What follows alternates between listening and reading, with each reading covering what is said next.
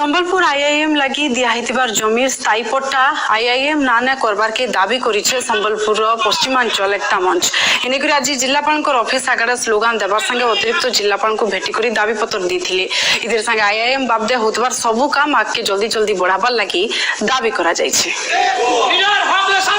जो सरकार चाहूछन संबलपुर के आईएम लगी जमीन देखरी फिर आईएम के स्थानांतर करबार एटा गोटे षड्यंत्र बोली आमे अनुभव करूछु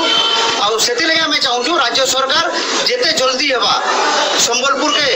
आईएम लगी तार स्थायी जमी पट्टा प्रदान करू लीज आकार रे नाही देई करी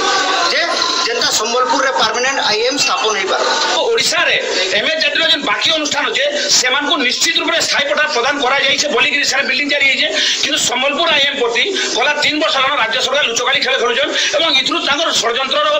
वासना किछि आसु जे आमे अनुभव करूछु कारण 3 वर्ष रानी जमी रो लुचकाली खेल खेलुछन गोटे बेर गोटे तहसीलदार खेल खेलुछन एवं संबलपुर आईएम को जो राज्य सरकार केंद्र सरकार गाइडलाइन अछि स्थायी जमी प्रदान करे से करू नाहंती जोथि पई कि परमानेंट कैंपस हे पर नै।